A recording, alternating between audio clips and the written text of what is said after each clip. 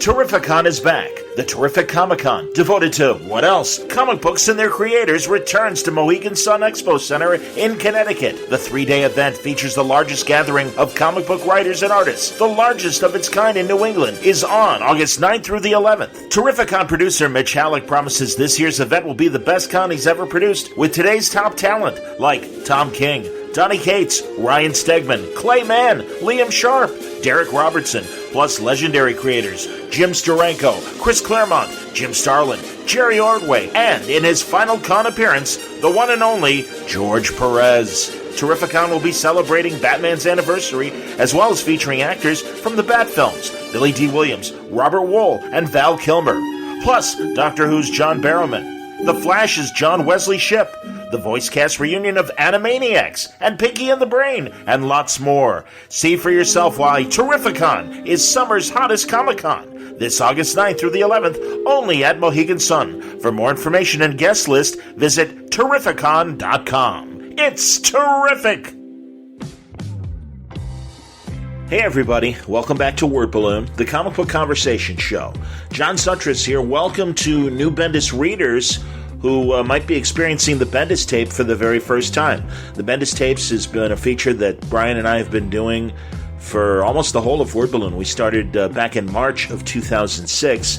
You get the origin story right up front here in part one of this Bendis tape. It's a two-parter, both parts being released today. Brian and I take questions from Brian's Instagram account, and also later on we'll be taking Twitter and Facebook questions as well that we asked for over the weekend. An interesting weekend. Brian's Twitter account was hacked. That's all under control, and but we already had this thing planned for last night, in fact. So we talked for 3 hours and got a lot of information out there, some new stuff that will enlighten your reading in the weeks and months ahead. We talk about Superman, and of course, the big question, why did Brian age Superman's son, Jon Kent, from 10 years old when he first appeared in the Superman books and Super Sons to about 15 now.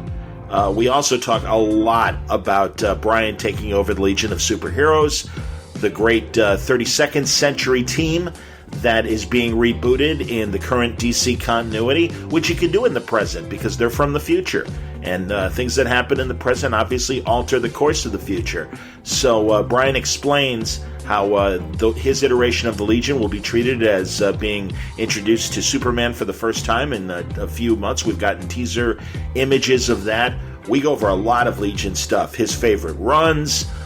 We mentioned great writers and great artists over the years from the Legion, and some specific stories that if you're looking for things to read to get ready, if you've never read the Legion, suggestions are made by Brian and myself and other readers as well. The aging of Jon Kent not only impacts the Legion, but as we mentioned, Super Sons, of course, his friendship with Damian Wayne. We touch on all that. Brian answers questions all to that effect. We also talk a lot about writing craft and tons of Captain Carrot, because Brian teased that great image of the upcoming Young Justice issue. As the Young Justice team travels through the multiverse, they're going to hit Captain Carrot's Earth, so that's cool. And lots of Young Justice talk, lots of Wonder Comics talk and Jinxworld talk, Superman talk as well. Batman run that Brian did on for Walmart with Nick Darrington is mentioned. Lots of really great conversation in this particular part one of the Bendis tapes. All coming to you on today's Word Balloon, all brought to you by my sponsors, the League of Word Balloon listeners. That's the group of people that subscribe to Word Balloon every month via Patreon, and it's genuinely appreciated. Coming to the end of the month right now. If you'd like to subscribe, you don't have to. Word Balloon is free. It'll always be free.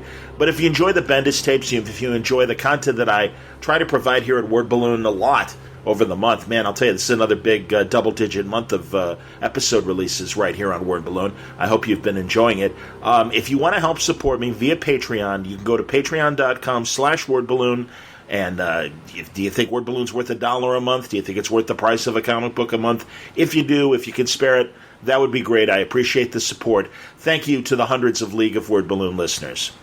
This word balloon is also brought to you by Aftershock Comics, one of the industry's fastest-growing independent publishing companies, promising both new and established audiences to read dangerously, and they're calling this year the year of reading dangerously. Now, you know Aftershock. They do lots of great books. Some of them were even acknowledged on Free Comic Book Day, like Animosity from Marguerite Bennett, but also great titles like from Garth Ennis, A Walk Through Hell, Dark Arc from Cullen Bunn and Juan Doe, Baby Teeth from Donny Cates. Aftershock continues to push the envelope further in 2019 with new releases and ongoing series that continue to thrill and challenge imaginations and sensibilities. They're working with top writers, artists, and some of the brightest new stars in the creative community. Check out some new upcoming titles, things like Joe Pruitt's horror anthology Shock, Cullen Bunn's Night Temporal. This already debuted this month, Chris Sabella's Trustfall, and Matthew Klickstein's You're Obsolete coming in the fall, just to name a few. They're going to cut across genres to take readers beyond their comfort zones. Now, in the weeks ahead, we'll have talks with more Aftershock creators about their books. In fact, it'll only be in the days ahead for the next Aftershock creator. But you don't have to wait. Go to their website. You'll find full story descriptions, preview pages, and the diamond codes on these books to order through your local shop at AftershockComics.com. Okay, without further ado, let's get into our new conversation with Brian Bendis. Lots of ground to cover, this new Bendis tapes, and we hit the ground running. I hope you enjoy it. Part 1 of the Bendis tapes on Word Balloon. For years. I know you have, and you guys are awesome to do that. I truly appreciate it. So, but yeah, I kind of want to make it like maybe a Wednesday through Sunday thing where I can go to like Periscope and get some shows, clock some shows in. Exactly, bug people pre-show. Yeah, Wagner and the Fractions and the Ruckas and. Yeah, sure. You can have we have a guest room. We have like an attic. You can just be there. That's awesome. Well, and I didn't know if anyone else was crashing during Rose City either. So I don't know, but like you said it first, so it's you. God bless you. All right. Yeah. All right, we're rolling. Here we go. We can begin. Right. Welcome to a new Bendis tapes, although we're doing it old school tonight, aren't we, Brian? We are. This is like our origin tape. This is true. Old school. Yes. This is how we did. This is how the Bendis tapes came about because on the message board I had a message board and I do a Q&A and I'd answer what I could answer when I could answer, and as things were growing, things kind of stepped out of control, and you, I believe, offered, hey, come on the show and just answer them live. You can do more than just like a 3-word answer. Actually, you told me. You're like, I got 300 questions sitting on the Bendis board. Can we do it? I said, of course. My God. Yeah. I just felt like a better podcast than yes or no. You know what I mean? Which is all I was going to do. So we started doing this, and then you and I just started talking. Yeah, and I honestly, shame on me. Although sometimes, we can't plan because obviously you've got, your 25 children, and I've, sometimes I'm busy. So that's why sometimes we don't, leave time to, set up a Q&A. But this time that's true. We grab a couple minutes in the middle of the night and we just pull a podcast together. But this time we planned. Also, I kind of knew like I had dropped like Legion and so many other little bombs I knew there would be I knew there was a lot of questions. So we would like open it up and let people get into it. And so the rules were no spoilers. So you're not going to get any story spoilers, or at least no overt ones, and like snottiness. And when I say that, I mean like you can critique the work all you want and ask questions, and I didn't like this, I didn't like that, whatever. But we're not gonna dive into the nonsense, just the mez of the world, So there you go. So we got a shitload of questions, right? Indeed. And we'll start things off at Instagram with yeah. Well, we have to because I can't get on effing Twitter. Oh, I understand. I do have Twitter questions and I've got Facebook questions. So we'll start at Instagram and we'll see how we go here. F you, Twitter hack. Thank you. Go ahead. Comic Book Hunter asks, can you have a discussion as to the reasoning for aging up Jon Kent after just 2 years of him being a kid for us? Yeah, I know this is by far the most controversial on the internet thing I've done at DC, and so I'm sensitive to it. I am. It's a change, and it's a big one, and it was changed. There was a lot of people who liked where that character was at the moment that it was.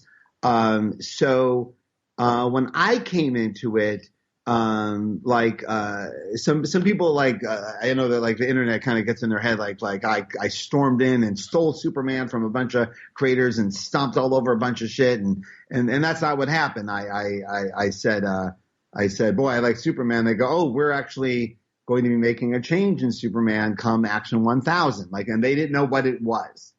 So it could be me.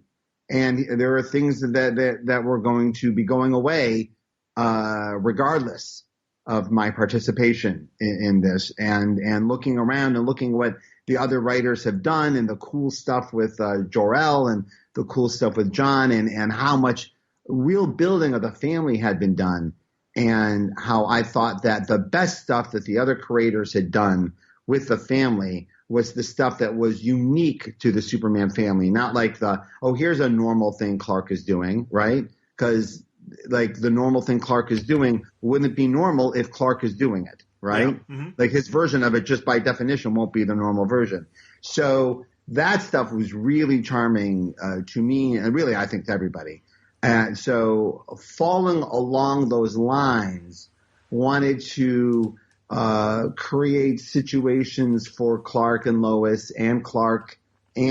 as individuals, and as a team and as a family unit that were specific to Superman, that could only happen to them as a family. That Lois, this is only going to happen because she married this man, right? And these are specific stories. They're unique to these characters. So thinking along those lines, anything that I would see anywhere else, or it's a story that someone has told me, you go, well, I've heard that story. I know that story. What's the story that I haven't been told, but that still speaks to what it feels like to be a parent and be in the family and the fears and the worries that you have. And that, basically training your special needs son to be an adventurer like yourself. And that's what Jon is. He has special abilities, so he has special needs. And then to have it, knowing one way or another, this is going to go differently than it goes for other kids. And then it happens, and then you have to deal with it, is something that parents can relate to. Sorry, that was Sam Humphries updating me that Twitter is fine without me. And that's literally what he's literally saying nothing on Twitter. Don't worry about it. This is very funny. So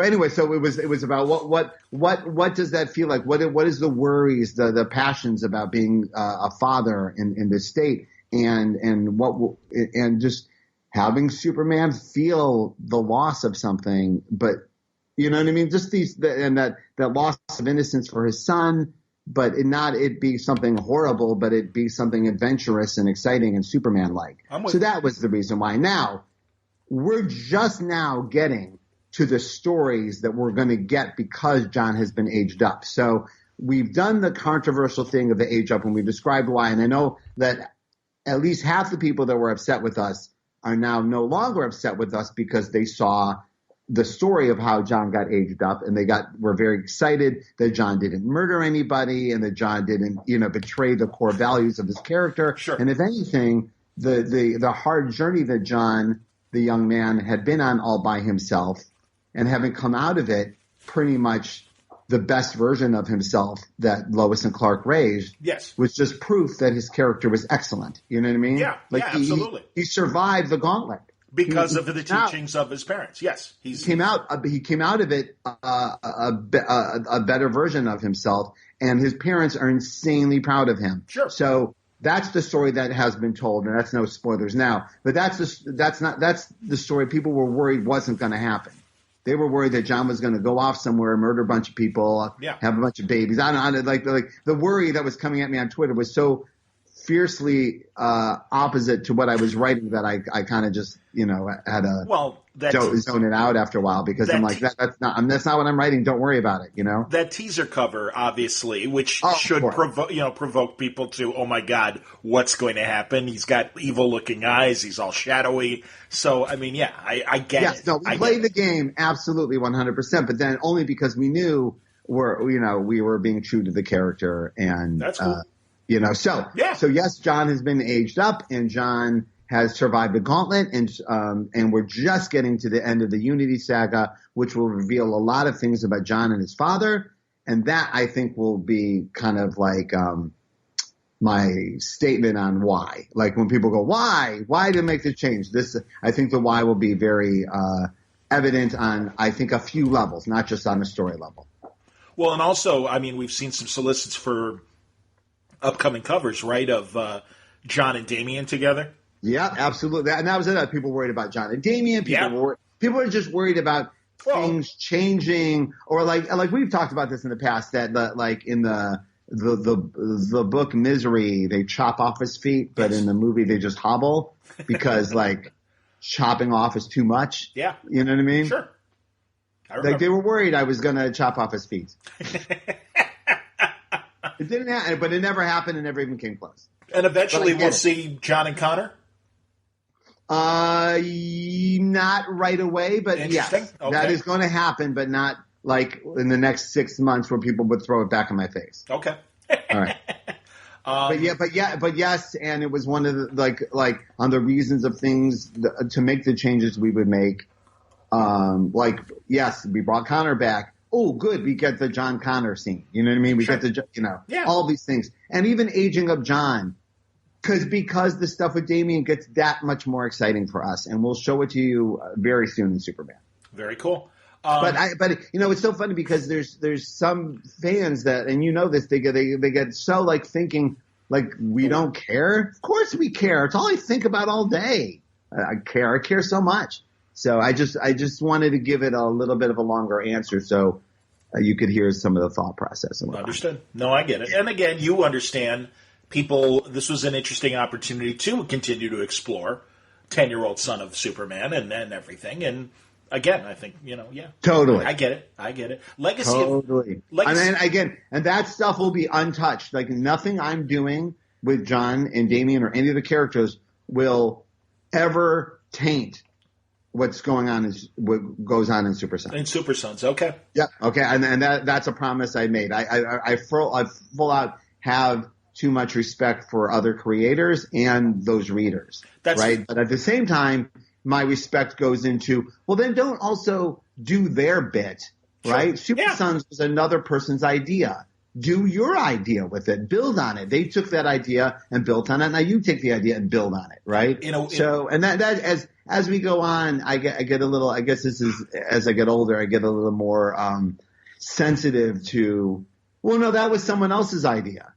Comics are filled with that. Like I even saw like on Saturday Night Live, they would, 3 times they did I Am Groot as a punchline. That's a joke that Abnett and Lanning wrote. That's someone else's joke.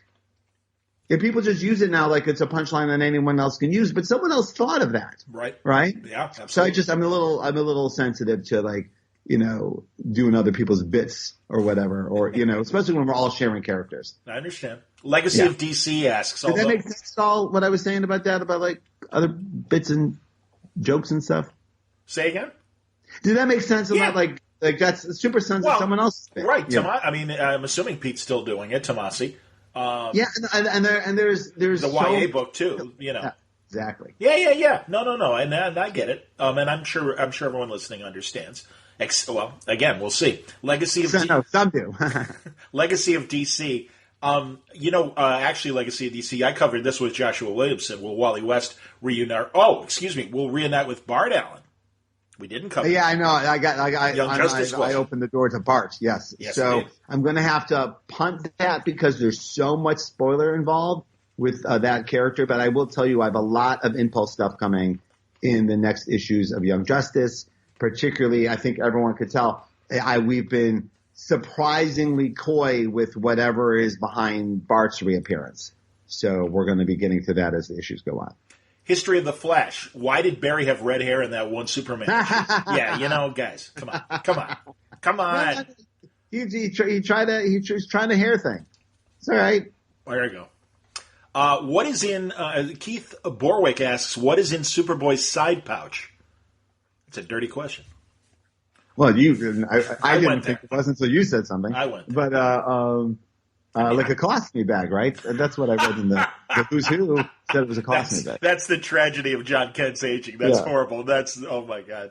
For the people that actually have suffered today. I just heard Tommy Chong has a colostomy bag. Oh my God, horrible. Oh, I'm sure I'm going to have one by Thursday. Oh, Jesus. Miles Alex. I'm fine. If I forgot, I shouldn't joke like that. I'm fine. I forget because I've had health issues. People People think you're serious. Oh, sorry, I'm fine. No. So is there a real answer? Do we know what is in his I don't know. I didn't put the pouch in. Okay. I'm not. Yeah, just in his keys. Miles Alex 007. Do you have any plans to bring back any unresolved characters? Secret Empress, Slobo in Young Justice. That image of all of them in issue 5 was so cool. Not right away, but yes. Okay. Yeah, we're building on all Wonder Comics and Young Justice stuff. I think people can tell we've with success, a lot of doors open for us to do new stuff and bring in new characters and older characters as well. So, Avery, but not to every one of those characters, but some of them. I should be more clear. Okay, Avery King art. Will Captain Carrot and the Zoo Crew finally get the respect they deserve? I think they get exactly the respect they deserve. Are they in the Howard the Duck category for you? I mean, that was a great. I love that image of Young Justice with Captain Carrot and all. Well, if you read what Grant did with him in Multiversity, he certainly reached for that, which is really cool. And so yeah, we're doing a little. I posted on Instagram, and yes, that is Dave LaFuente drawing that the Young Justice next issue. They bounce around to a couple of different dimensions in the multiverse. One of which is Captain Carrot drawn by Dave LaFuente, and also the Chiba Justice League drawn by Dan Hipp. Hilarious. Thank you. I'm from Batman Superman. I love those kids. And then Kingdom Come by John Timms, the regular stuff. So we got a lot of cool stuff coming real soon. Excellent, man. That sounds great. By the way, of course. So yes, we give Captain Carrot his due, and for those who were had a running bet of how long it would take me to get to Captain Carrot, it was under 2 years. Lord Germain Retail says, I love it, but Legion of Superheroes can be intimidating. I always tell people all they have to do is dive in and learn names, powers, and planets, and just roll with it. What do you recommend, and what older story do you hope is reprinted first for a new era of Legion fans? First of all, Lord Retail is a phenomenal retailer. And you should absolutely, a good old friend of ours, as individuals, and his store is amazing. Legion. So let's get into this. Yes, Legion is advanced reading. It's not for the faint of heart. Like I equate it to the original Dune books and stuff, and I think that's a compliment. The original Dune Patrol books, when you say Dune? Dune. Like Dune. Frank Herbert. To dive in. That's hilarious. But in my feeling is that this generation of superhero consumers have now been witness to what they think is probably everything. You know what I mean? They think they've seen it all, but we know that they haven't. That Legion is here for them, right? That there's a very special science fiction world of superheroes that is unique and almost like a Robert Altman film of science fiction and superheroes. So many interesting characters and stories, all telling their stories all at once. So my goal really is to create something that doesn't need any previous reading or any going in. My job, because it actually is that in this DC rebirth, that this will be the first appearance of the Legion, and how they all interact. So Superman and everyone meeting them for the first time in this scenario will be as reader friendly as possible, because everything is going to be asked that the reader could possibly ever want to know, because everyone's meeting each other for the first time. From there, we're going to take you forward into the world, literally with Legion Millennium, walking you from modern day up to the Legion's front door 1,000 years from now. In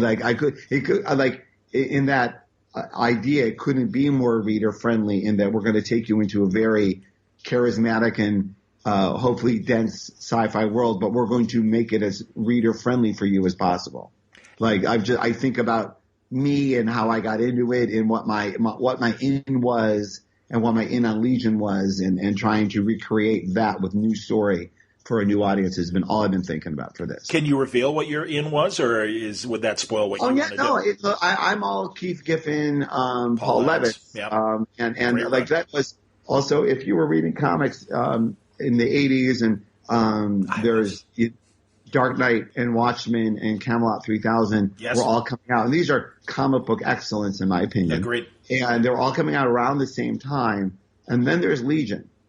And also Legion was, if I'm not mistaken, a top 5 book, if not a top 10 book. It was a very successful book. Huge fan. Too. Loved it. The 5 Years Later saga was amazing, but even before it, a lot of great. I'm talking Great Darkness Saga. Yep. And I think the year building up to the Great Darkness Saga is when a lot of readers like myself found our heads turned to the Legion for the first time. Oh, interesting. There's something going on over there. Like even all of us who are having so many, I don't know, we're getting so wound up by, Watchmen and Dark Knight and all these books I just mentioned and like Love and Rockets. And think about what was on the shelf when I turned and saw Legion. There was still something, even at that level, Legion was calling to us as readers. Like, you love your superheroes, but you want a little advanced something more. Here we go. And every page was pay attention. They called it like, I first heard it when I was working at FX. They called it like lean in television. Sure. Like, there's television you can just have on and it's just noise, but there's other television you have to lean in and pay attention or you're going to get lost. Legion was always lean in, right? Absolutely. Yes, indeed. Certainly in that period. Certainly in the 80s, that whole decade, I think, great Legion stuff. No. And when you say that, it could somehow comes off as somehow it's impenetrable, which is not the case at all. It takes like a page and then you're in. Oh, yeah. Right? Oh, God. Yeah. So thinking about that feeling, that experience, why I felt it, who I was when I felt it, has gone all in on our creating our Legion choices. And also I got that unique feeling literally 6 months into the process. I realized, and it's going to be obvious once I say it, how similar this job is to what my job was on Ultimate Spider-Man, which is start over from scratch, take the stuff you think really is of value to this generation, to this society, to this culture, and focus on that and bring out the truth, right? Yep. And so it's almost the same job. So I'm literally, like with Ultimate Spider-Man, I got to cherry pick all these awesome things and bits and pieces that other creators had done over the years and put them together to be Ultimate Spider-Man. I'm getting to do the same thing with Legion, going from Mike Grell and Jim Shooter to, all the way up to Mark Waid and the stuff that happened, during the New 52. There's like excellent stuff that happened in every generation of Legion. Totally agree. And I'm just kind of cherry picking the stuff that I think would be the most fantastical today, and I know I sound a little hypocritical when I said, hey, Iron Groot is someone else's idea. But there's I guess I'm talking about the premise of writing the Legion is the job versus stealing someone else's joke. I don't know. Well, but also with Rebirth and time travel and stuff, these stories can get rebooted. And I mean, so it makes sense that Dr. Manhattan screwing with the timeline might have delayed or caused some sort of impact 31st century wise as far as when the Legion. And thank you. Yes. Before we go a step further, everyone will ask me, and this will answer about 30 of the questions that I saw about Doomsday Clock. Yes, I was going to ask. And I can speak for other creators as well. I deeply apologize for being so vague and coy about Doomsday Clock. We are not being vague and coy about it behind the scenes. It will all line up at the end. All right? Sure. And just to make it very clear, my respect for Jeff and Gary goes back like decades. And this is a story they started telling before I walked in the door. Yep. So there's not an ounce of my body that would do anything to counter or disrespect the path that they're on. You know what I mean? I do. As a shared universe writer, my job is wherever this lands, we will follow. I hear you, right? Man. Okay, that's cool. But because we're so coy about it, and then this is the thing where Twitter is not a good way to answer these questions because you need to hear all these words, and all the words are it will all matter when it all comes together. But anything else I say sounds like a vague spoiler to me, so I'm not going to say anything else. But I know that myself, Scott, Tom, so I was literally just texting Steve Orlando about this the other day. All this stuff will land exactly where it's supposed to, when it's supposed to, and with that extra little bonus of it being a nice, hopefully genuine surprise for people, because that's what we've been trying to do too, is really have people surprised when they open the books. And Cara Carroll, if I'm saying your last name right, Cara, points out that obviously DC Universe, the streaming service, has a ton of the old Legion issues on there. I would point, honestly, they're simplistic, but they're great. The Shooter stories, the Otto Binder stories from the Silver Age that Carrie Bates drew, and all the great 60s artists and the 70s with Mike Grell doing the art, as you briefly mentioned, and Paul doing the writing. I mean, Paul was a genius on the Legion, and there are so many great runs of the Legion that Paul was behind. I always give it up to Paul when I see him face to face about how great the Legion was. A couple things. Number one, yes, and in my first answer to the question, which was you're not going to have to read anything to read our Legion stuff, that doesn't mean I don't have any Legion recommendations. Holy shit, do I have Legion recommendations? So we'll get to that in a moment. Okay. And holy Lord, are you right about Paul Levitz? Now, Paul, I have spent the last year and a half with so much of his work, and that's when you really get to unpack like just how deeply organized and impassioned and hopeful it always was. Yes. And I really, really appreciated it all my life, but now that I'm kind of like sharing and stealing and poaching, I'm just in deep awe of it. And I hope he doesn't mind saying this, but he had reached out to me privately and gave a nice thumbs up, which I deeply appreciated. Oh, that's great. I don't know Paul at all, and it was very nice to hear from him, and I said I hope he takes a lot of satisfaction in how much we steal. No, because you do go, oh, you like that one too, good, because I have that going on at Marvel too, when you see someone who leans on a bit, and you go, oh, good, you like that too. Even the stuff that was coming out during the New 52, the Legion stuff that Paul was writing, it's like he never left. It's like it was so great to see. Oh no, I still have more ideas, and obviously I don't think it sold that well, unfortunately. But for us Legion fans, it was like he's back, and oh my God, we're getting great Legion stories. That was one of the few bright spots, in my opinion. I'm talking about. Well, we often talk about. As in the build up to this and the Legion, one of the cool things too, and I'm saying this not to be braggy, but as a fan who buys these things, and sometimes they're expensive, I thought you'd be excited to know I had a very unique opportunity that I didn't even realize how unique it was. I've had a year and a half to build this. Mm-hmm. You know, this is a work for hire gig, and I've had literally all the time in the world, as much time as more time than movies get. For me and Ryan to build this. That's awesome. So and only now that we're really like live and people are aware of it, that I realized what a gift that was. Holy Lord. I was getting to do that all in private, you know. Yep. So, I thought what a nice thing that was that I got to do. And really that's just niceness that goes back to the readers. Anyway, so but getting back to, reading recommendations. I have so many, and they really do pocket to the big eras. But my favorite, really, I think, is the year building up to the Great Darkness Saga. Uh-huh. Now, I like the Great Darkness Saga like everybody else does because it pays off on like an enormous promise was made, right? Yes. Like a big tease. Oh, yeah. And it's just about the biggest payoff. It really lands. Epic story. And it lands hard, and it lands so hard that it's like I equate it to like Elektra being assassinated. Like that's a moment that every writer tries to duplicate in their book somehow. Like, how can I make the reader feel like I felt when I saw that? Yep. Right? Yes, indeed. So I know that the Great Darkness Saga is like a touchstone that a lot of people like. How can I make, like, I know that like when we were doing House of M, I would think about the Great Darkness Saga. Like, I know they're very different, but there is a feeling. right? Like, oh my God. Yeah. It's happening, right? Well, yeah, and it was unexpected. I mean, it was great seeing, somebody from Apocalypse show up in the 30th century, and it's like, well, what does that mean? I mean, yeah, it makes sense. He's immortal, but, and forgive me, another one that came to my mind, Abnett and Lanning, when they were doing Legion, absolutely. when they brought Ra's al Ghul, and he was in the 31st century, and that was very interesting. Well, I also had the opportunity, because I dug in so hard on their Legion stuff, but, like, I read the Legion stuff when it first came out, but then I got hard into their Guardian stuff when I was a Guardians writer. Okay. And then it's been many years since I've seen the Legion stuff. And also it was it's an early Copiel.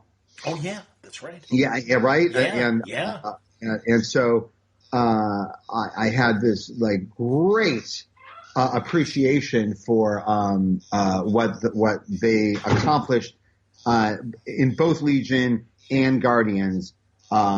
It's completely different brag of tricks is what I'm saying. Indeed.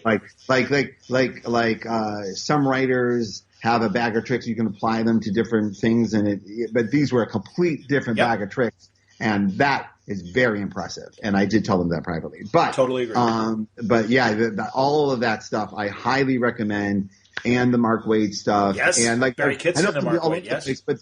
But like every great, franchise, like Daredevil and X-Men, there's just been pockets of insanely outstanding comics, like in fits and bursts, right? Agreed. And the one thing Legion sometimes suffered from is a great start that petered out, right? Mm-hmm. Like, or a great artistic start, and then you're like, oh, what happened to Chris Sprouse? Or so I'm going to try on our end to really make sure we don't do that. I'm with you, son. Leandro, or hold on, because let's see how this goes. Lee and Old Secno. I'm going to stick with that one. Sorry, Lee. I'm just going to let you trip over this. Absolutely. Well, that's what we do during the Bendis tapes. Yes. Do you have it? The other thing about Legion, too, that I kind of hinted at, I've been studying Legion like the Torah since I was a child, but now that I'm an author of Legion, it's a different thing, right? It is turning my brain into mush at a time in my life where you don't want to feel like it is so much to remember, and you want to memorize it. You want it to be part of your breathing. You know what I mean? It is so much. Oh my God. And Brainiac. Everyone has Brainiac one. Go on. I'm just beginning. Their name, their alter ego, their power set, their planet. And now, because I'm going to try something, not every planet's just going to have one characteristic. There's going to be planets that have, like our planet has different hemispheres. Well, that's good. Like in comic book sci-fi, every planet has one season or one thing that it is. So Star Wars does that all the time. Oh, it's the spice mining planet. It does nothing else. Before we get to the next question, I do want to ask, because I really was intrigued by what Steve Orlando was doing with Electric Warriors and covering that middle period, 500 years from the present. And I know, I don't know, or maybe we haven't talked about how much that's informing your cosmic take, both in the present and also for the Legion. Well, what we have going, you'll see mine in Legion Millennium. Okay. So as we described, it's called Legion Millennium. It's coming out just before the Legion launch. So it'll be out, I think, in September. And it's me and Jim Lee and Ryan Sook and Andrea Sorrentino and Nicholas Scott and just so many awesome, phenomenal artists, particularly sci-fi artists. And so a character is going to discover that they're not aging, and someone in the DC universe, and then we're going to walk with them through all of the established futures of DC, Kamandi, Booster Gold, Tommy Tomorrow, and we're going to line them up. Wow. And in doing so, tell a history that takes us to the Legion's front door that not only shows us all these cool things and how they line up, which I think will be satisfying to some people who really like that. I could tell there's particularly DC fans like appreciate that. But it's going to then reflect back how the icons and all of that survived the 1,000 years. Interesting. Like even through like Apocalypse and Armageddon and the Commandy and OMAC and it's still the ideals of Superman survive, even if planets do not. Okay. And that's the story of Legion Millennium, which will answer your question. Now, is it called Millennium, or is that how you're saying Millennium? It's called Legion of Superheroes Millennium. It's two double-sized specials, and then a Legion of Superheroes #1 the next month. Gotcha. All right. Now, finally, sorry, Leandro, I couldn't help it. Lots of Legion. And questions. for people who loved in Powers, we did something called Forever, where a walker figured out he was immortal, and kind of like we were with him throughout all the eras. Yep. Kind of like is a different version of that. It's a very different character going through a different thing, but if you read Powers Forever and then Legion Millennium, you can literally walk from the beginning of mankind all the way up to the Legion's front door. Awesome. And I think that's great, man. No, seriously, very cool. All right, here we go. Leandrold Mansenko. All right, I tried. I gave you a lot of time to work on that. Yeah, that's not going to happen. Okay. Do you have a take on Shazam? What would that be? What do you think of Captain Marvel? Sorry, he's Captain Marvel to me. Me too, buddy. Don't sweat it. Well, I must say that the Captain Marvel movie was a really big hit in my house. You know, obviously we have adoption in my house, so those kind of powerful empowerment stories are a big hit here. So, and also I really appreciated the comedy of the movie. Yes. Which came out of the last version of the character. So I'm shockingly with the most popular version of the character. I really like where it's going right now. Okay. Yeah, I do. I love it.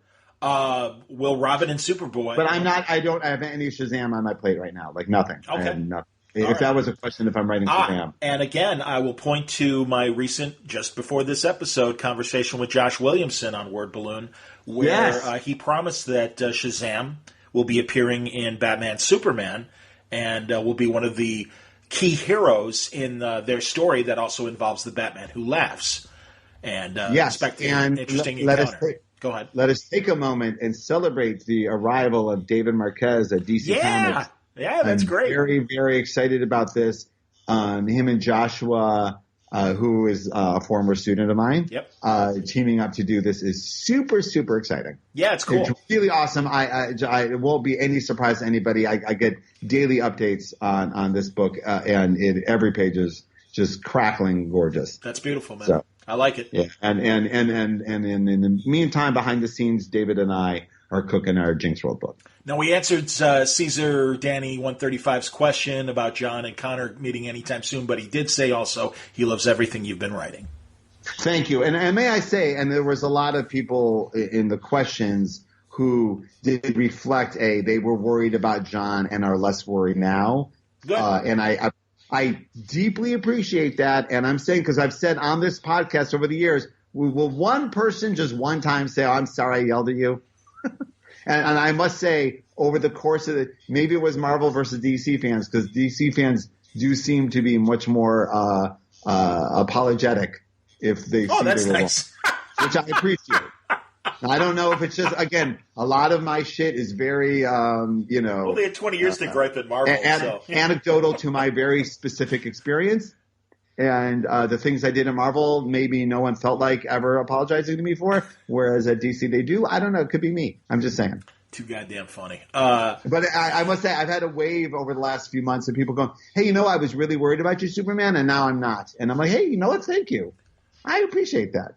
I'll take it. Sean Pendy, will Robin and Superboy and the other Robin and Superboy, I'm assuming he means Tim and Connor, get new names / costumes soon? And this is an apology. I bumped a Tim Drake reveal out of issue 7 of Young Justice. It's coming in issue 8. I just didn't have the story time because I found, because I got Dan Hip to draw a couple pages. Okay. So I bumped it. But Tim Drake is getting a new persona in issue 8 of Young Justice. So that's a yes. Interesting. For Tim. Okay. And I can't speak to the other characters. Damian is front and center in Event Leviathan. Yes, indeed. And will be in Superman and other places once John gets back home. Raphael Morris Tenor. Hi, Mr. Bendis. I was wondering what the process of researching for a project like Legion looks like versus the process for works like United States of Murder or Cover. I'm curious as to how the differences in subject matter and collaborator affect your approach to preparing for a project. He's an opera singer who's had the honor of meeting you last year at South by Southwest. And, I know that guy. The past year of reading your DC work has honestly, and Jinxworld, has been my favorite year of reading comics since I started as a kid. And then he says to me, I'm an avid listener of many years and proud member of the League of Word Balloon Listeners. I am saluting you right now, Counselor. Thank you for the incredible content you produce and for enhancing my love and understanding of the medium over many years. Sorry to type so much, but huge thanks again to both of you. And when it comes to podcasts, make mine Bendis tapes. I like that. All right. Well, I had not read that one previously, so that's awesome on a couple of levels. Number one, I do know this guy because he came up to us at South by Southwest and serenaded me and Frank Miller and Jim Lee with opera. You will that is a moment you will not forget if that ever happens to you. So I did leave my body and go, hey, look, there I am with Frank Miller and Jim Lee getting serenaded in opera. So. But I will say he was so freaking excited about what we were talking about. So here we are a year later, and he is happy with what he read. That makes me very happy. Thank you. And your question, I must say, is outstanding because it's kind of like everything I reach for in my private life as a creator is to like fall into or to create creative scenarios that are scary and thrilling and so unlike each other that I can't just do one way. I can't just write it one way. And comparing Legion and United States of Murder Inc. and how they're prepared is perfect. Those are perfect ways of how differently you can hit a page, like to prepare to hit a page. Sure. You know, and with Murder Inc., there's an insane amount of nonfiction research. It's all based on like real stuff that happened and real characters and then taking that real stuff and then building what you imagine is the world, based on a premise, right? So all of it comes from like years and years of research and study and as like I was researching Pearl, stuff would come in. For me, like anytime you're researching anything organized crime on any level, someone points to something else that gets you down another road. So all that stuff researches itself kind of in real world ways. Whereas Legion, I think will not shock many readers. There's been very little real world research involved. Sure. I haven't done much time travel. My flight ring does not work. I look terrible in the Saturn Girl outfit that they gave me. I thought I'd look better. Is it the 70s one with all the skin? Even with the weight loss. I don't think it's anyway. Nice. So with Legion, it's a different process. So Legion is about, and some of it I've already described, which is what should this book be? What should this book feel like? What should this book be in reflection to the world now versus the world it was in, right? Like, what do you think of when you think of the Legion, and how do we make people think that today with everything that they've seen and done, right? Sure. So that means go back and reread everything, even though I had read most of it. Some of it I read years ago or decades ago, and rereading it as a co-author is a very different thing. And that's when it kind of reflected to me, oh, this is a lot like Ultimate Spider-Man. I'm reading all these things, and every time I went, ooh, that's a good idea, or oh, that was one of my favorite things. And I flag it, and either I will do a version of that for this audience, or I will do a version of how that made me feel for this audience. And the difference is like in the 50s, that crashed retro rocket ship. Right, that cool, yes, I love it. The clubhouse, headquarters. Yeah, the clubhouse, yeah. It's the coolest thing Absolutely in the world. It is. In the 1950s. Yes, it is. It is very retro. Right? Yes, indeed. And it's very retro today. It's still cool. But what I would like to do is when people see the new Legion headquarters, it feels as cool to them as that felt to the people who first saw the First Legion headquarters. Too funny. I get it. Yeah. Socially inept. Now, the first part of his question you've answered. Will we see Connor in the pages of Superman or Action anytime soon? So let's get to the second part of the question. Connor will eventually show up in Superman. Okay. And then on the same note, will we see Kelly from Young Justice interact with any of the Human Lanterns? Right? Yes. Yes, and that I have to be very careful with for Grant spoilers. Sure. But there's some awesome, cool Green Lantern stuff coming. And all of it will reflect. Go Jets Go 92. Any plans for Nightwing? I'd love to see him. Also, Grant was very kind in which he picked out some Earths for me in the multiverse. I really appreciate it. Oh, that's cool. And gave me the good ones too. I appreciate it. Go Jets Go 92. Any plans for Nightwing? I'd love to see you write a story with him involved in a major way. Dick Grayson. Yeah, Nightwing is in a portion of Batman Universe, which I did with Nick Darrington. Of course. That was the Walmart exclusive material that is now no longer Walmart exclusive, and I think it's coming out in a couple weeks, the first issue. So it's now 6 issues of brand new Batman material. It was among the first stuff I've written at DC. I'm immensely charmed by everything Nick Darrington did in this book. Like, I can't even speak to you how much I appreciated it. And all the Nightwing stuff is full on doing stuff that I think my son would think was awesome.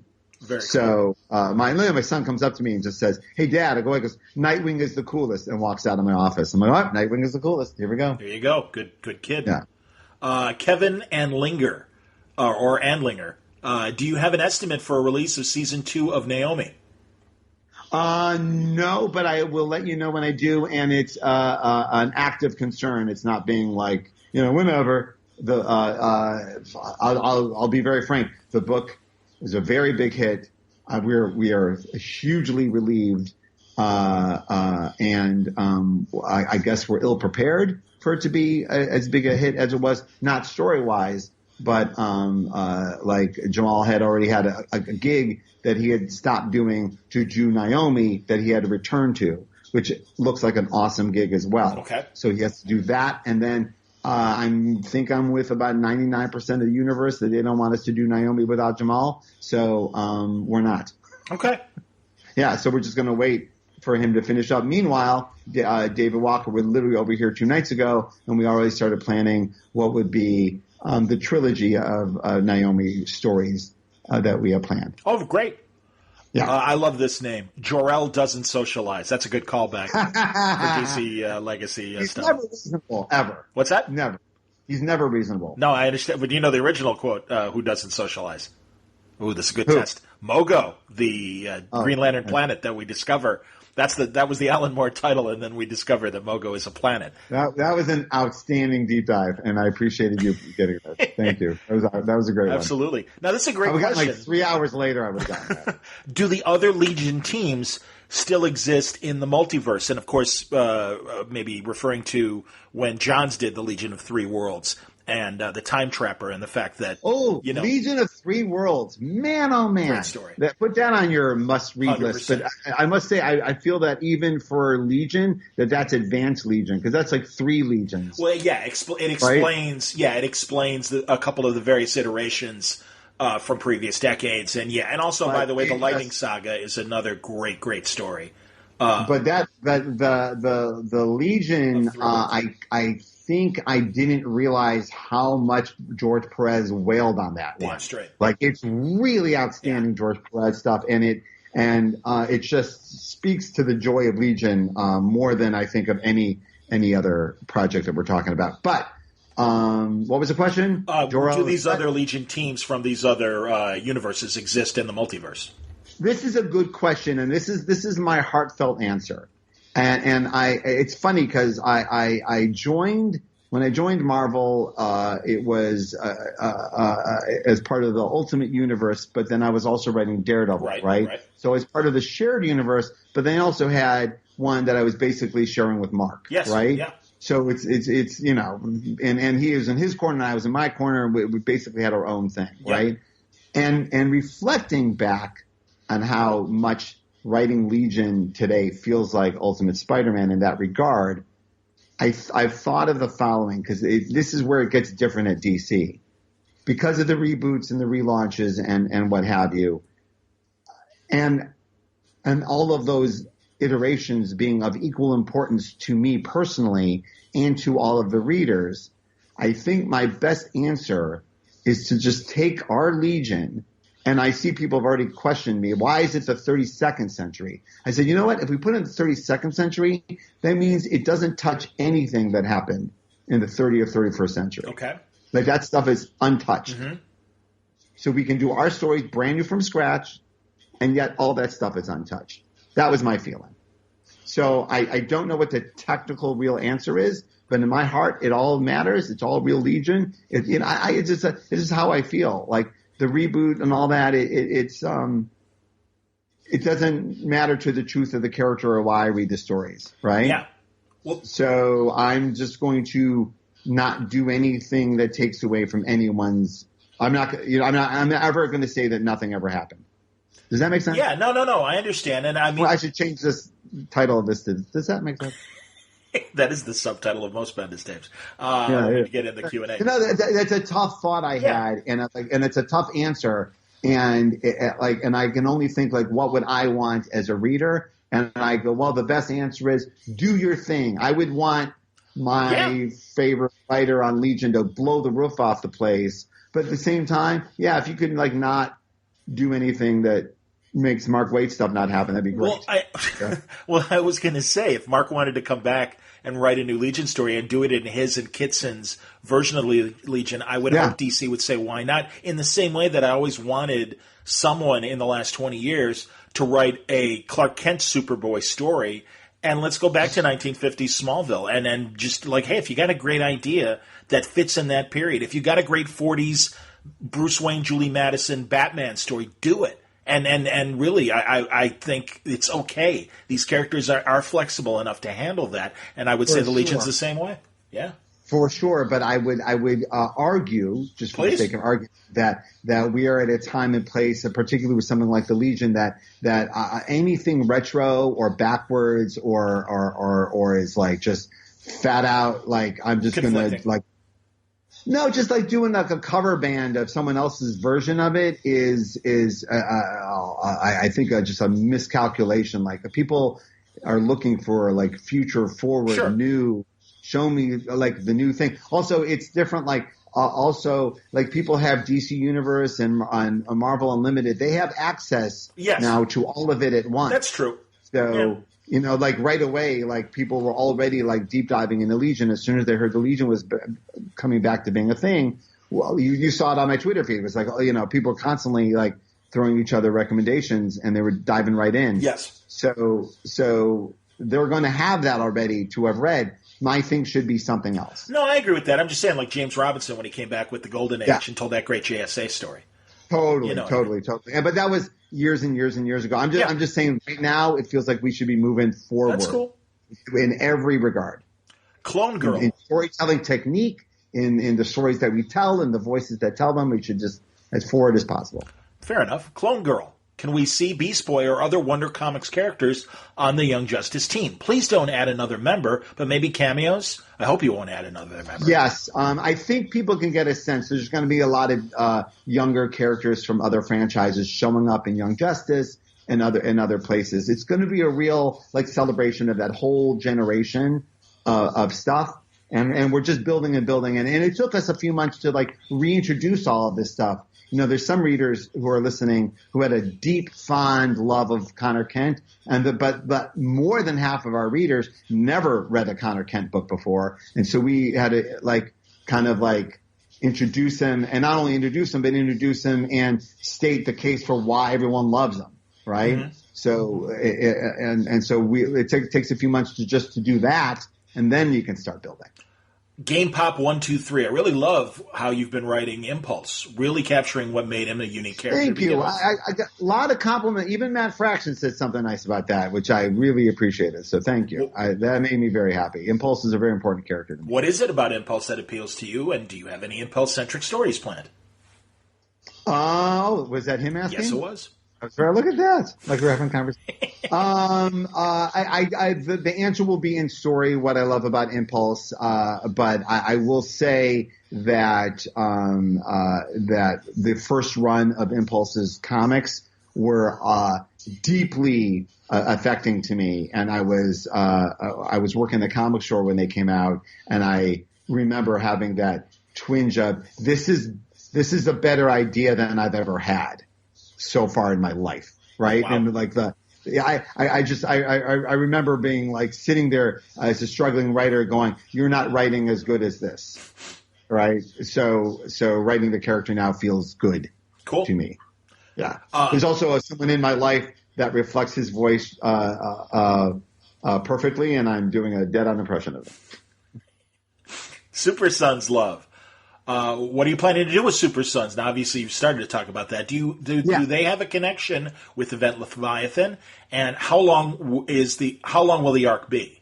And I'm assuming Damian has a very deep connection to Event Leviathan, and he was in the free comic book aid 25-cent issue asking the big question: Is it the Red Hood? Boy, it sounds like the Red Hood. Right. Yep. So that question, which is Damian's, is going to be answered in Event Leviathan 2, which is at the printer. Nice. And Damian's literally in every panel of that issue. So a lot of Damian there. Cool. As soon as the Unity saga hits its conclusion, Jon will be returning to his best friend. The only reason they have not spoken yet is that he has not had more than 5 minutes to talk to Damian, and they are in a situation that needs way more than 5 minutes to talk. Sure. Yeah, you can't run up to your friend and go, "Oh my God, I just aged 5 years and blah blah blah, and I got to go to delete superheroes, blah blah blah, and whatever." And my dad, you can't just do that. It's got to be, Sure.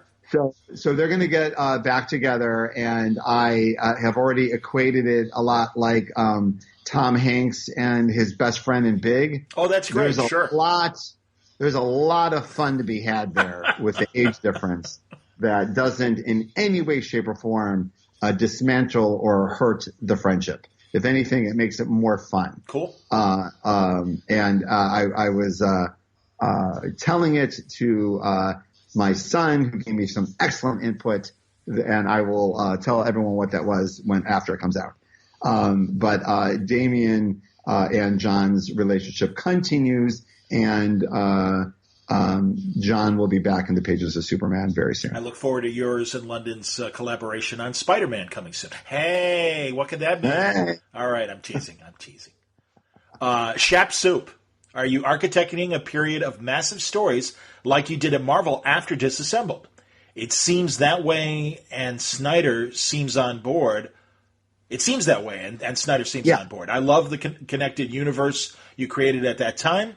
Excited for what you have and are bringing to DC. Keep up the great work, bud.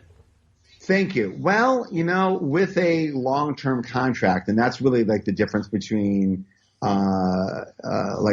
people like me and Scott and Tom and Jason and Donnie at Marvel, is that once you're locked in for a couple of years, the job changes. Like, I can tell a longer story. I can plan. When you get hired to write the Fantastic Four as a freelancer, you might get fired any month. You don't know. Sure. It's freelance. And that, by the way, not Fantastic Four, any book in any company, anywhere. Like it's freelance. But when you get the longer contract, you can start making longer plans. And once you've had like a good history with making long plans that pay off, but then also pay off not only in the short term, but in the long term, that it's kind of what was asked of me when I came to DC, which is, are you going to roll up your sleeves and do a number? And I just assumed, by the way, that that's what the audience wanted, right? Okay. That like you're gonna, you're not just gonna do a bunch of DC Comics Presents. You're gonna do something. You're gonna bring the thunder. And by the way, that was not a sass to DC Comics Presents, one of the greatest comics of all time. Yeah. But there's just something elegant and beautiful about non-consequential stories, right? Yeah. And in this case, like this audience loves consequence, And I figure when they talk about Avengers Disassembled, that's what they're talking about, stories that have long-term consequence and payoff. And so, yes, that was, and what was cool was I walked in and Scott and Tom and everybody else was like, cool. And also, oh, cool. I'm kind of like in my own corner with Superman, so everyone's got their own lane to like fly and go be free. And it's kind of crazy. Great. Matt Orcha wants to know if you have any use for Amazing Man or Ambush Bug, perhaps? Ambush Bug showed up in like my third issue. There you go. Yeah, I was like, Man of Steel? Rude, Ambush Bug. Yeah. Was it in Man of Steel? Yeah, right away. Hilarious. I didn't remember that. That's very good. So yes to Ambush Bug, and again, that's like, but going to my earlier bit, like Ambush Bug is Keith Giffen's joke. Yes. And I love the joke, so I want to do my own version of whatever that joke is. So, all right. W.H. Wolf. So I tip my hat and keep it alive, and but I don't want to just do his bit. But boy, that was a great bit. Boy, I loved Ambush Bug. W.H. Woolhat. Which DC character has been the hardest to write? Whose voice was hardest to capture? None of them have been hard to write, but it's always jittery when it's the first time you're writing them. And does this look like it sounds in my head? And that's where I've been very grateful to, particularly, I've been leaning on Sam Humphries and Joshua. Just, hey, does this sound real? Like does this sound like bullshit? And writers are very good at going yes, because you're asking, then and also sometimes if you're asking, then it does. You don't want to reveal what characters they might be? Sometimes I've written Joshua, does this sound like bullshit? And then not sent the email, because if I had to ask, then it is. Okay. Stop asking for permission for bullshit. Sometimes that's what you're asking to. Do you want to name any characters that you've had this trouble with? No. Like my first Green Arrow. Like I really had a real strong sense of Green Arrow, but I also know that that's a character a lot of people have a very deep feeling for. Sure, I'm one of them. And yes. And so that was when I reached out to some people and said, hey, does this sound like Green Arrow? Yeah. Because in my head it does. But then sometimes, and this gets a little weird, for writers, it's how the words look on the page is part of the voice. And so that's part of it. It's not, it doesn't sound like anything because the reader's putting the sound in. No, but I know what you mean. Would Ali use these words? Would Ali use these words? Yeah. Would he not use these words? Yeah. Or would it be funny that he doesn't ever say these words? Well, and I can appreciate feeling like that about Ali just because of all the various reboots that they've done, and really since the Arrow TV series happened and everything, and when they de-aged him during 52, and again his own. And you think, is my favorite version the favorite version? Which is your favorite version of Ali?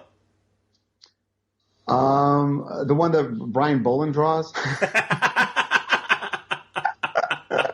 I loved Mike Grell's Ali. I loved Elliot Maggie's Ali. To name two. I know, but Jeff and Andrea's Green Arrow is an amazing. Of course, piece. Absolutely, Lemire. I like the Benson sisters. I thought they did a great job. Yeah, the Benson and matching the TV show. There's so much goes into the DNA of what people think of the character, right? Yeah. But then you start unpacking that there was one version of the character that was literally the voice of Jack Kirby. Like you could hear his voice coming out of him. Funny. So it's which of the new gods sound like Jack Kirby? Very interesting. Probably Granny Goodness would be my. I always loved that on the cartoon that Ed Asner played Granny Goodness. I thought that was fantastic. Comic Savior. It's not. It's more like just doubly making sure that my passion for the character is reflecting on the page. So I guess that's more than being worried if I had to take. And if there's a character I don't have a feel for, I tend not to gravitate towards them at all. Like sometimes I gravitate towards a character and go, oh my God, I really like writing this character I always liked. Right? Sure. But it surprises me. But there's other characters that I really like that I have no passion for writing at all. That I deeply love other people's writing. So it always surprises me. I love the names that people come up with for their avatars. Comic Savior Do you have a favorite solo story? No, I must say, I got to tell you that, like so many people, I think why the Legion will appeal to people is that they all sound like avatars of people's Twitter feed. I'm guessing Cosmic Boy sounds a lot like Comic Savior. Yes. Do you have a favorite solo story for Tim, Bart, and Connor? I'm going to say Connor instead of Con, just so people know we're talking about Connor Kent. But that's just that's a good question. I'm going to shit because yes, but it's a spoiler. So wow. We'll come back to it. All right. How about while you're thinking, if I say it gives something away. Okay. So I don't want. If I may step in, my favorite. Yeah. Please give a good one because this I like when we share this information, but I just don't want to do it. I know they're like, I don't care, John, what you like, but I'm going to say it anyway. My favorite Tim Drake solo story was that great detective issue that Paul Dini wrote, Don Kramer drew. It's a really good one. And it's at Christmas, and Tim is tied up with the Joker, and they're driving around the city, and obviously Tim's got to figure out a way of getting out of this. And it's such a great Batman universe story, and of course it is in the hands of Paul Dini, and Don Kramer drew the shit out of it. And really, it is literally one of the best 20-plus pages stories of a solo story ever. I just love it so much. That's excuse me. That's a very good answer and not my answer. I understand. Well, you still got to come up with Bart and Connor. So, Kyle, you see like this, Kyle Pinion. That's a great name. If you had to pick an era of the Legion that most defines the tone of your upcoming run with Ryan Sook, which one would it be? Oh, that's a tough one. I gotta say, I feel like every era has built on the last one, and they've gotten more and more cinematic and science fiction based as they've gone. Yeah. And I'm continuing in that regard, and I hope that, like Mark Waid's, doesn't at all reflect anything like Paul Levitz's. Agreed. But at the same time, they both feel like legitimate A+ Legion. Yeah. That ours will be the same.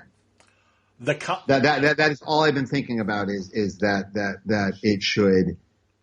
None of these runs felt like anyone else's run. No one reached backwards. Why the awesome? Why?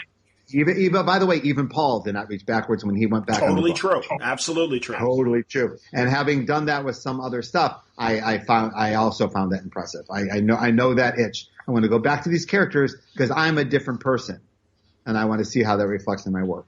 And he did it. It was cool. Why the awesome? Why? Is there anything more you can tell us about Teen Lantern without spoiling too much? Well, you got a hunk of it in issue 6. She says her name and who she is and what's going on. So we're going to get our Teen Lantern flashback in issue 10.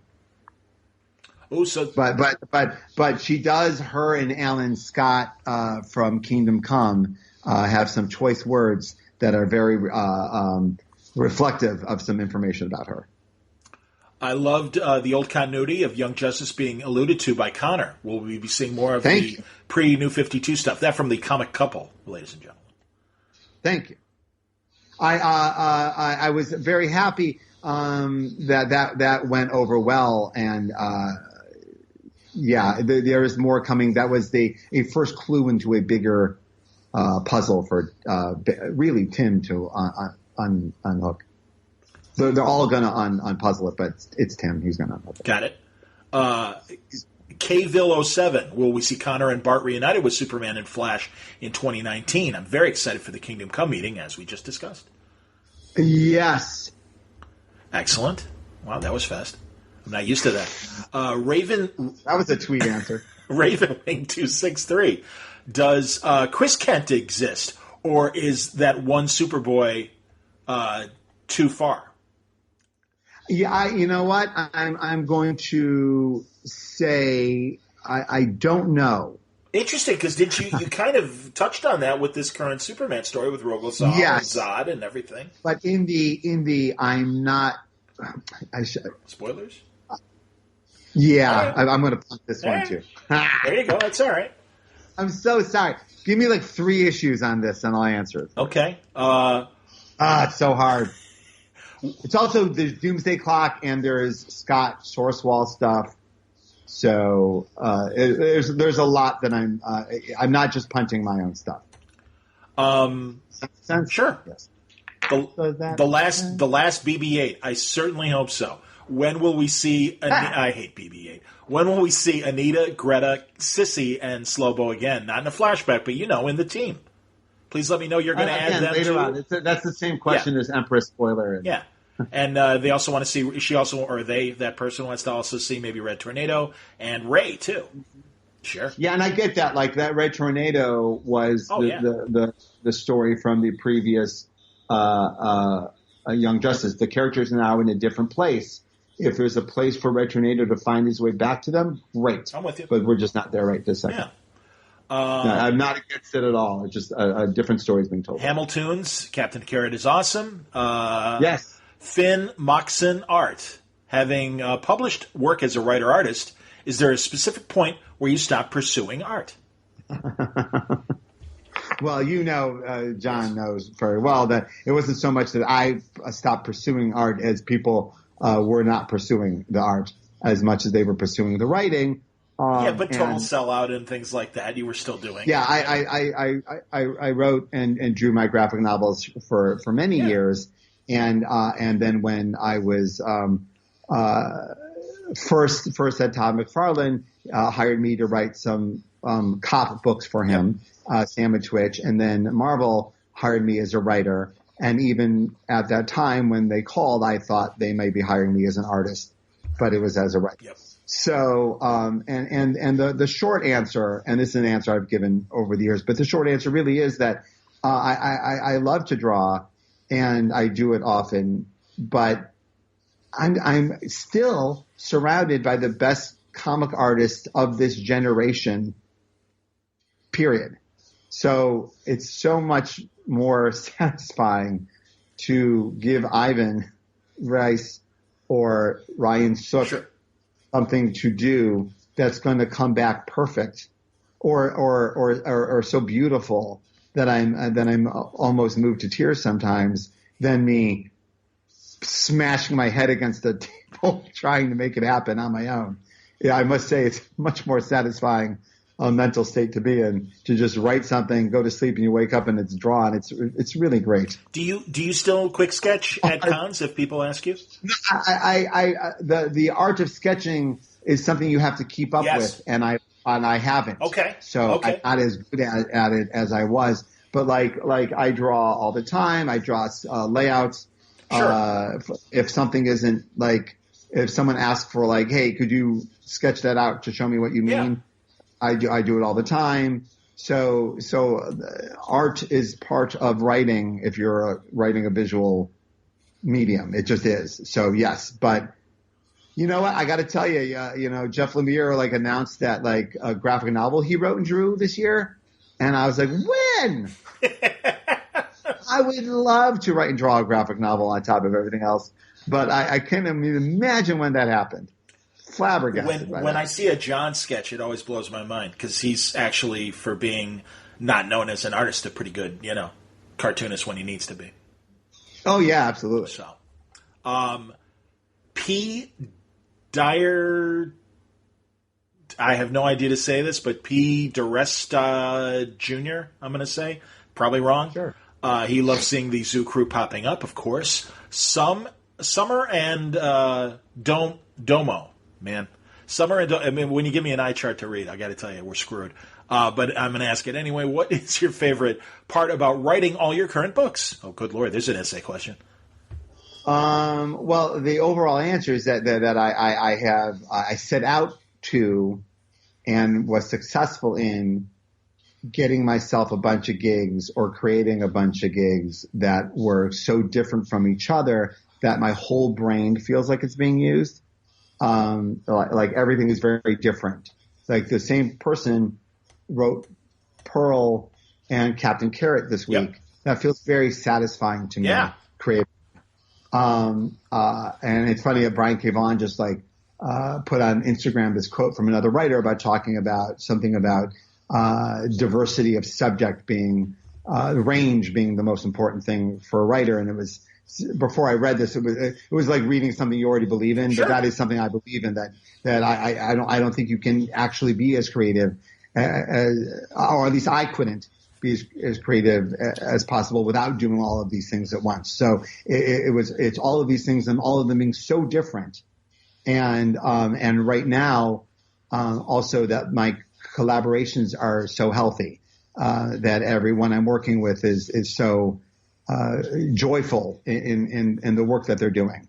I'm some of them are my oldest friends. I've been working with Michael Gavus since we were in college, and he's having the time of his life deeply. I don't have any problem speaking for him in this. He is challenged and sweating and crazed about Pearl, and so grateful for the experience. And at the same time, I have new friends like Ivan and Ryan, who are people I've just started working with, who are bringing the equal amount of passion to my life. So everywhere I go is an impassioned, hyper collaborator, just ready to burst apart. I understand. And that really is my favorite part of the day is when I wake up in the afternoon and there's emails from almost everyone I'm working with an update or a page or a JPEG or a sketch or a design or a cover or a layout. And it is deeply satisfying. Awesome, man. No, and I say this as a reader. The energy comes through in the Jinxworld stuff and the DC Universe stuff. It's that is awesome. It really makes me so happy because that's obviously the one part I can't control. I hear you, bud. So it's thrilling that happens in the alchemy of creation. Sex Preem Zeno. That's you got right. Yeah, exactly, because it's sex and everything. I assume he's asking, is Young Justice traveling through the multiverse? And of course, the answer is yes. Yes, was answered. Yes. Sasquatch with a Sasquatch. But they will be coming home. Sure. And they will be coming home to our Earth proper to deal with all the fallout that has happened to their lives and to the Earth. Sasquatch with a Sasquatch watch. I get it. Man, I love that Captain Carrot. Read the shit out of those comics when I was a little kid. I'm old. Me too, buddy. Don't feel bad. Also, Alexis Brayur says, Captain Carrot, this guy really deserves his own series. Interesting. I remember a couple years ago they had that great Captain Carrot thing happening. I want to say when they brought back Mystery in Space and Jim Starlin was doing the Brood. That was part of and all.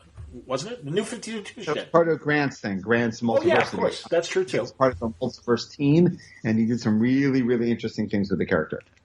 FedEx Kiwi Brothers. Very Granty things, but, Well, yeah. No, that's yeah. No, I hear you, man. FedEx Kiwi Brothers. I mean, not family friendly. Well, that's true, too.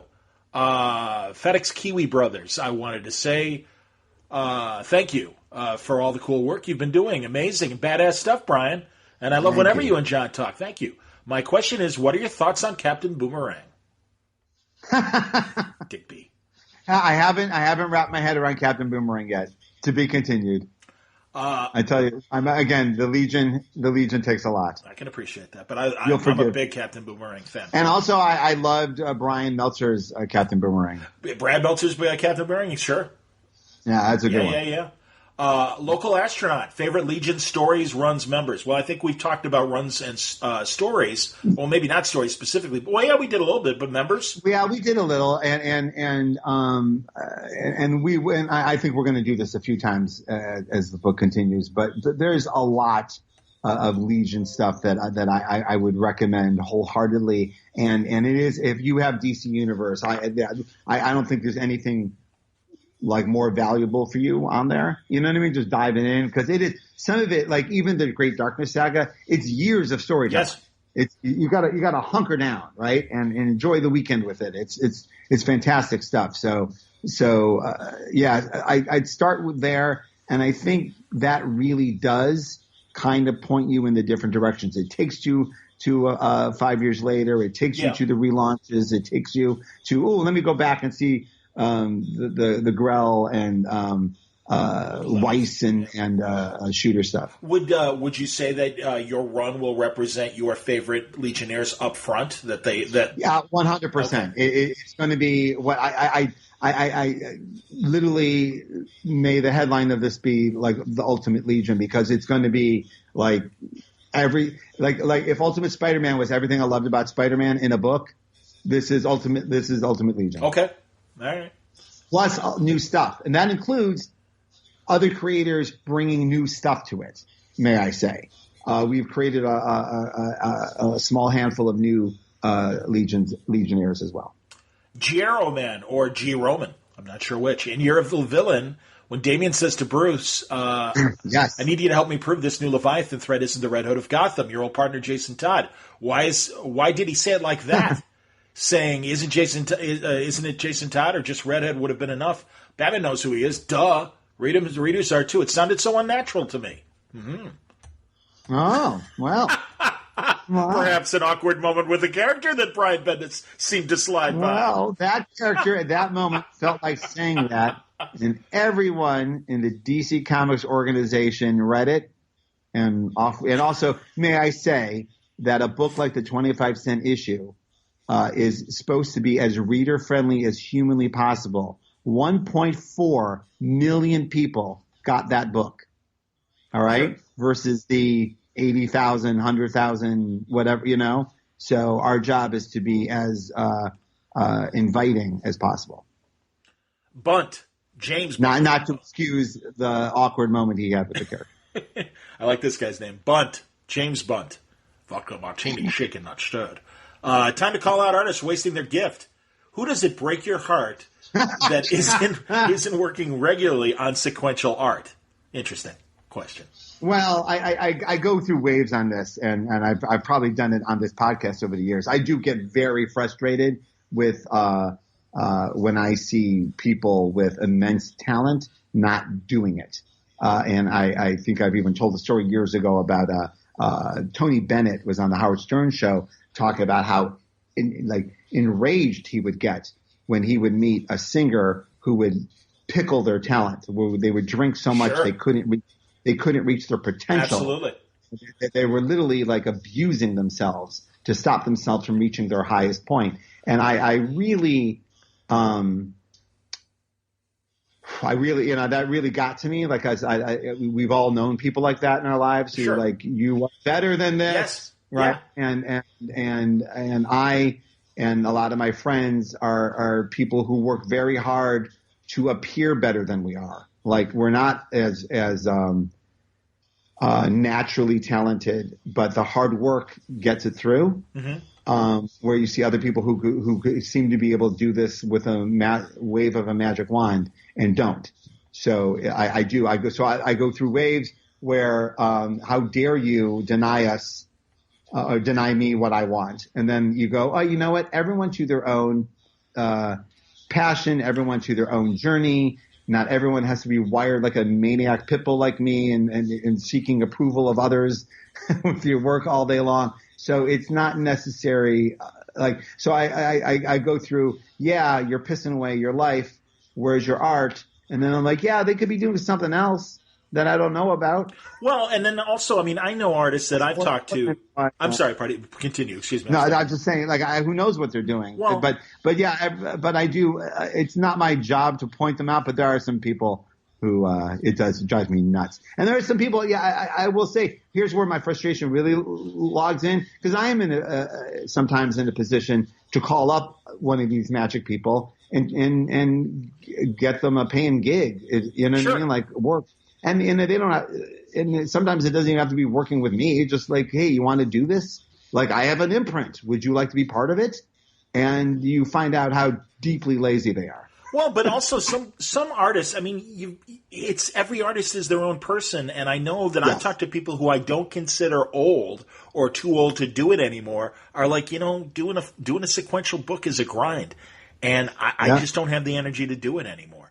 And I totally respect them because they're still incredibly talented and will do commissions at cons and after the fact, and they post their stuff on Twitter, and it's like, why aren't you working regularly, man? We love your stuff. We love you. And it's like, no, I get it and I appreciate it. It's just, hey, again, they're like in their early 60s, one example I'm thinking of, and it's like, yeah, man, I don't want to do the grind anymore. And it's like, okay.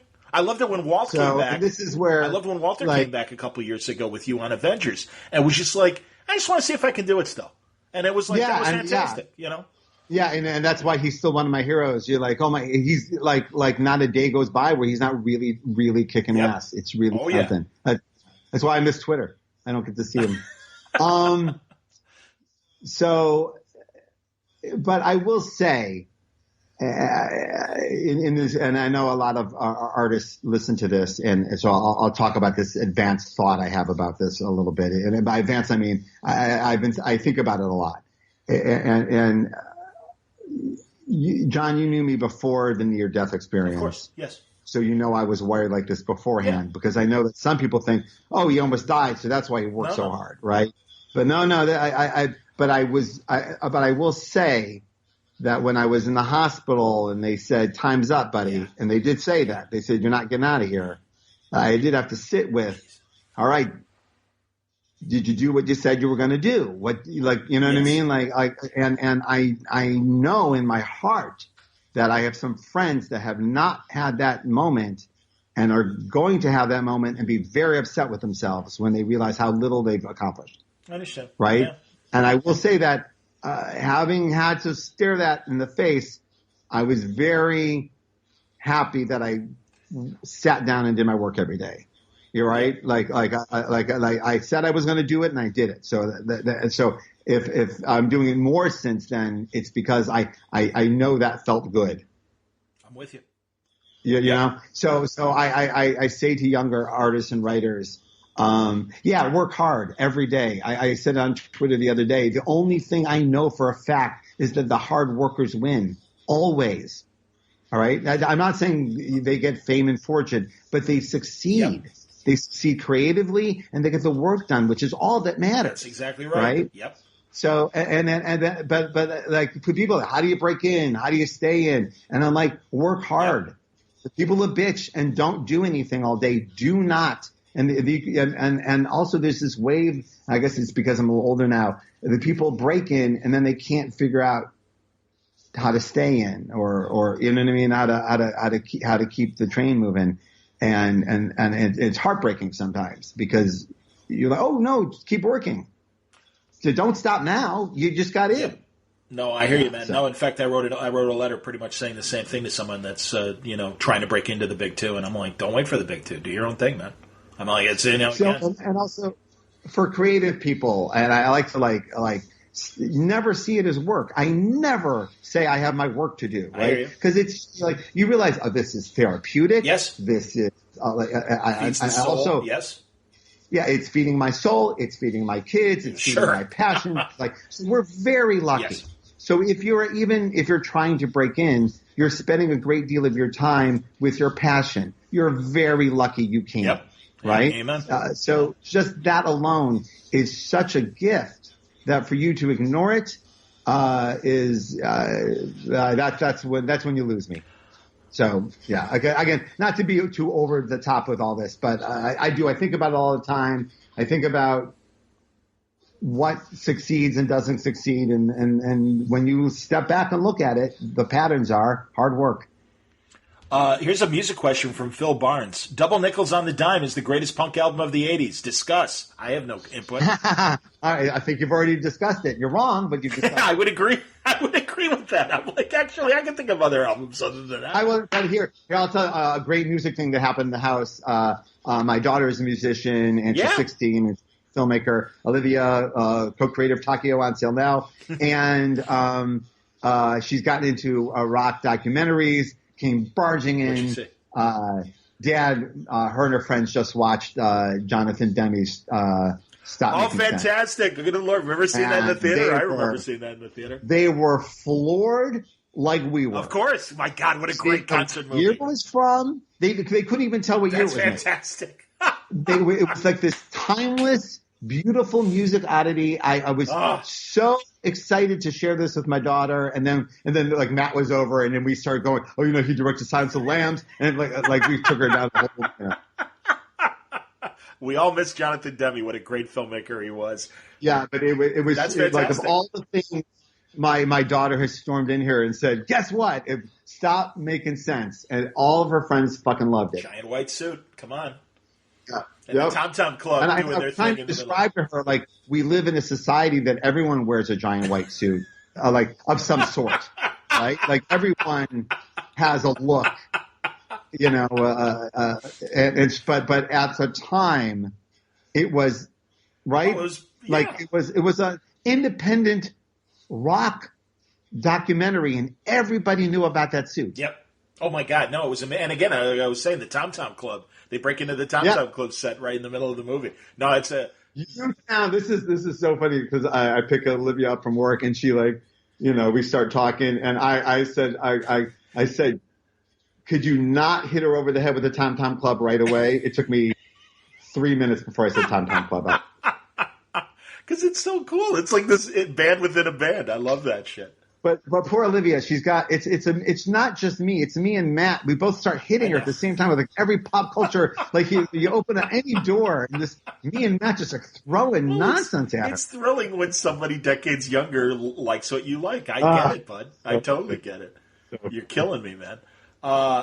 Bear J22. How does Wonder Comics operate? Is it a pop-up imprint or is it its own imprint? I don't know what the difference is. We are publishing comics through DC. It's a pop-up imprint. Yeah.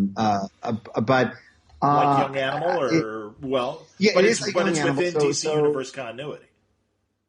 Yeah, ours is all in DC Universe continuity, 100%. All the books just got renewed, which is thrilling. That's great. Nice going. Yeah, and I know with the announcements of, like, DC Black and DC Kids, that was confusing. But where does Wonder Comics fit into it? It's because it just does. It just fits right in. Good. Okay. And literally a week ago, DC announced that Wonder Twins and Dial H for Hero got another 6 months added to them. And it was 100% fan reaction, 100%. So that was kind of amazing, and it was really exciting to get the Wonder Twins has been renewed call. I win. So, yeah, because when we were planning the imprint, every time Dan would refer to them, he referred to them as "God help me, the Wonder Twins." Like, this was the one he was kind of just holding his breath on. Like, everything else, he was like, "I'm with you, I get it." And then with Wonder Twins, I said Mark Russell, and I went, "Oh shit, I can't say no." There you go, man. Absolutely. And so there we go. But no one expected it to get renewed, so that's super exciting. That's wonderful. So how it works is, we planned the series. I kind of like just the hook of the series. We then cast the series as me and Elisa with the editors. Reached out to all the writers first, and then the artists, and kind of told them what we wanted to build, which is exactly what you're saying. May I say that the writers got it. Now, my fear was that in my head I saw it as this awesome thing, making awesome comics, but in reality it was going to be this giant time suck and egos and a pain in the ass. And why did I get involved in this in the first place from fucking Wonder Twins? I'm happy to report that the first thing happened, that we cast well, everybody got on board, and it has been a dream. That they literally, like, whole issues of Wonder Twins comes in, I read it, they go, "Do you have any notes?" I go, "No, I don't. This is a lot of fun." Awesome. And that is, like, I guess what the dream would be of having an imprint is that they're all just really good books, and every conversation we have is just creative and forward thinking. And obviously Naomi's runaway success really, it just really warmed our hearts like you wouldn't believe. I'm really enjoying Bitterroot as well with it's so good, right? Yeah. And darn it, Charles, and I forget Charles' last name. I apologize. Their third collaborator. But yeah. That was like, I got an early PDF of that one, and I was like, I go, "Oh, it's good." Yeah. He goes, "Tell me the truth." Oh, that's what your friends, sure, right? Sure. Like, you see, Sanford sent it to me. I'm like, "It's brilliant, Sanford. I love it." So that's that was an exciting first issue to read, and I had that was one of the cool things is that your friends will send you a PDF of their new book, whether it's creator owned or work for hire, and and usually they send the ones they think are really good, mm-hmm. And there was like that week I got to read Bitterroot #1, Blackbird #1, something by Matt you guys haven't seen yet, and it's just like your heart gets filled with, oh, comics are good. Yeah, man, it's a great time right now. Everyone's really firing on all cylinders. I quite agree. Yeah, it's been, by the way, it's been going on now for a couple of years. Oh yeah, it's been a nice wave. I'm curious of what it's going to look like when it's all over. To be honest, that's why I re-released the Kirkman Manifesto and your initial thoughts on the Kirkman Manifesto, because it's like, look where we've come in 11 years. Very interesting. Yes, I'm excited for people to misunderstand what I said. I put it in context. I put it in context. Stop it. No, I know you do, but it's so funny. They go, so you're not anti-creator owned anymore? Is that what you're doing, Jinxworld? I'm like, oh!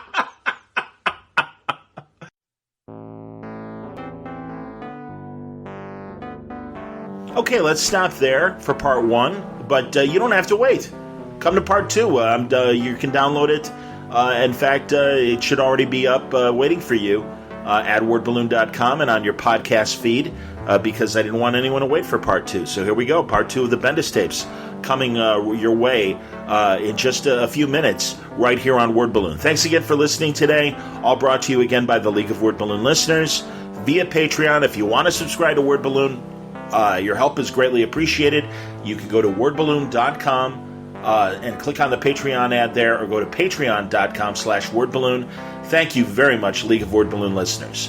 And this episode of Word Balloon is brought to you by Aftershock Comics, the independent publisher that's calling 2019 the year of reading dangerously. Great new books coming up, and I will be talking to some of these creators about these books. Joe Pruitt, the wonderful editor from Aftershock, filling the void of Vertigo with a new horror anthology called Shock. Cullen Bunn's Knights Temporal. There's Christabella's Trustfall. Matthew Klickstein's You Are Obsolete. They are going to stand among the other great Aftershock books like Animosity and A Walk Through Hell and Dark Ark and Baby Teeth and Jimmy's Bastards. You should check it out, really. Aftershock works with great creators to come up with great concepts over great genres and provide surprises to any comic book reader. Again, in the days ahead, we'll be talking to more Aftershock creators about their books, but you don't have to wait. You'll find full story descriptions, preview pages, and the diamond codes on these books to order through your local shop at AftershockComics.com. Check out wordballoon.com, look for Bendis Tapes Part 2, and it's already there in your feed as well if you're downloading. So keep listening. We've got a full 3 hours of Bendis Tapes to present to you this week, and with the promise of more Bendis Tapes before the summer's over. So we'll see how all that shakes out. But in the meantime, 3 hours of Bendis conversation coming your way right here on Word Balloon. Thanks a lot for listening. Until next time, Word Balloon is a copyright feature of Shaky Productions, copyright 2019.